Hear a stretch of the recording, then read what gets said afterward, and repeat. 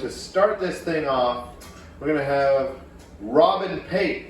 So I'd like everybody to put their hands together and give it up for Robin Pate.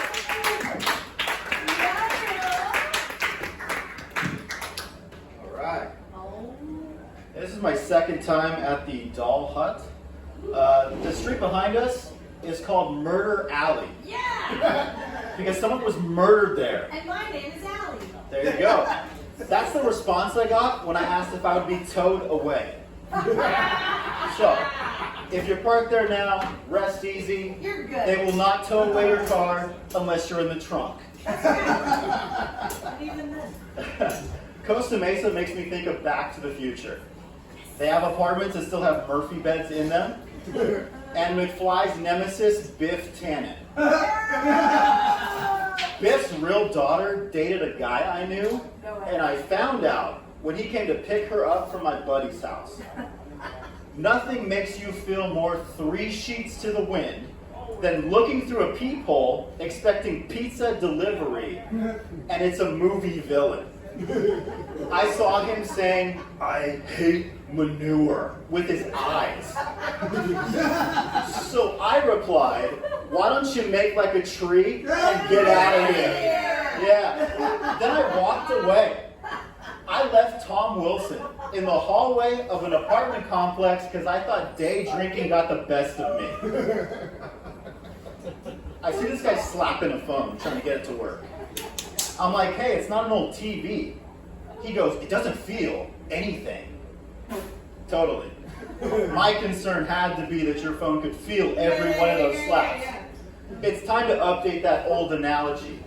It's no longer like you're beating a dead horse. It's like you're beating a dead phone. Thank you, Cocky Rocky, for hosting this, wherever she is. I heard that, yeah. Having the open mic after the show allowed me time to reflect. I like the sound of these Anaheim buses slowing down. That whoop, whoop, whoop, whoop, whoop, whoop. I saw one of them with a bus bumper sticker that said comments and a phone number. That's it. You know the calls they get don't relate to bus driving. Please leave your comment after the beep. Why do all your flags look sad? Get a fan up there. Beep. My tires need an ETA on fixing these potholes. You really put a hotel next to a cemetery? I can relate to the last one. I lived in an apartment that backed up to a cemetery. My buddy goes, "Did it just get colder in here?" I hope not. I'm checking windows and doors to reasonably explain the chill. Place is locked up tight, so we left. Sadly, Sixth Sense never got a sequel, but I'm not going to be the true story it gets based on.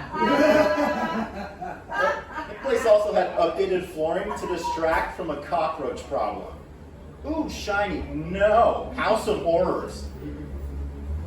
When someone tries to scare me going boo around the corner, it doesn't work because of that place. Nothing is like rounding a corner to eye-level cockroaches. I go to grab a roll of toilet paper to defend myself, and a huge burnt sienna-colored cockroach falls out, flops on my bare foot, starts scampering up my leg. I go to swing at it, and it flies in my face and gets stuck in my hair. My little brother was a trainer at a nearby gym. He never sang it, he bring it. I worked front desk. We had a member named John Connor who stopped paying his bill. Not the end of the world, I hope. Because when that happened, John Connor's account was terminated. You feel that? Yeah. That dog whistle buzz in the air? It's getting real Skynet in here. That's what I was waiting for. Yeah. Thank you. Speaking of the robot apocalypse, birds. They were nesting in the front lawn hedges of this Italian place, so they had warning signs up. But not where I was standing. This mama bird must have been the Where's Waldo of finches. And I was the first guest to get too close to her nest. So she came screaming out of her hidey hole, pecking me in the ear. So I ran forward to draw the attack away from my date. Come on. I ran because a bird was pecking me before dinner. Bird flu? Yeah, I didn't see that on the appetizer menu. I was yelling at her too. I wasn't even looking at your eggs, lady. She took me to the door. Why is it about? Later, we went to the midnight showing of The Exorcist. I get home at 3 a.m. Now, regardless of your religious upbringing, possession movies told you what time of day 3 a.m. is. Amen. I walk into the bedroom I shared with my little brother, and Linda Blair goes, and looks me in the eye. I back into the living room, turn the lights in South Park on until I can calm down. And so far. Now, Linda Blair wasn't in that bed. My little sister had someone in her bed, so she went and slept in my little brother's bed, but nobody told me this Freaky Friday switch occurred. And in 3 a.m. after The Exorcist, she might as well have been barfing split pea soup at me. Or the time I almost walked into a huge spider web. I saw the light hit it, took a step back to see the point break of spiders. Web jump right into my left pocket. It was so cool until it went in. No! What? What do? Do you reach your bare hand into the spider cave? I dare you. Oh, you're good at the crane game? Why don't you just drag it out by one of its 8 legs, and that's 8 chances to win. No one's doing that. He's in there posting up for a fight. No. I saw a base jumping, mocha sprinkle spider say thanks a latte right into my pocket. The freaking legs were back like a flying squirrel. So it was all the way down. No way. Are they aggressive? Is that bite poisonous? No.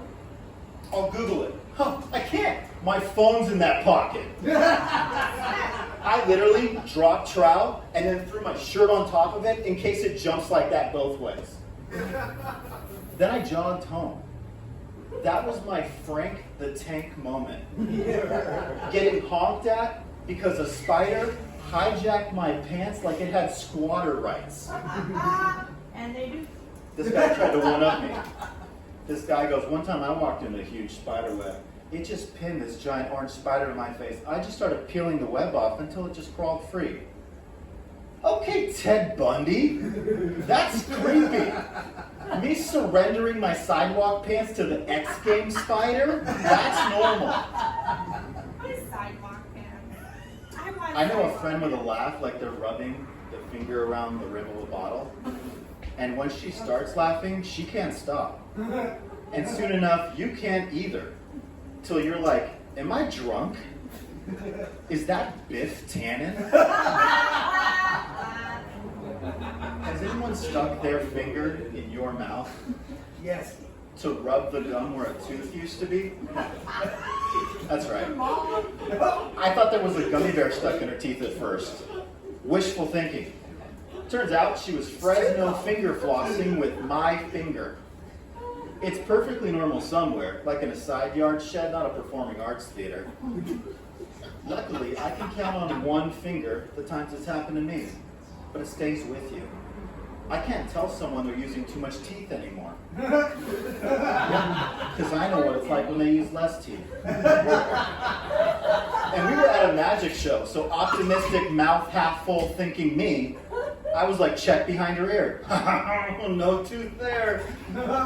But for me to think gummy bear, like we were eating pizza. What are we, Teenage Mutant Ninja Turtles? There was no gummy bears on those slices. That's awkward. What's not awkward? Coughing in public. So why are you defending it? You didn't cough? You swallowed wrong? Really? I'm to believe you swallow so poorly. It sounds like a cough going down. Would you swallow a frog? You kissed it, no prince appeared, then your fairy tale turned into a campfire story. You swallowed it whole like a fever dream from Stephen King. She goes, no, it was juicy in my mouth, but it dried out quick. Whoa! That's That's what she said. That's an AB conversation. I'll just see myself out. Thank you. I'm Robin. You're welcome.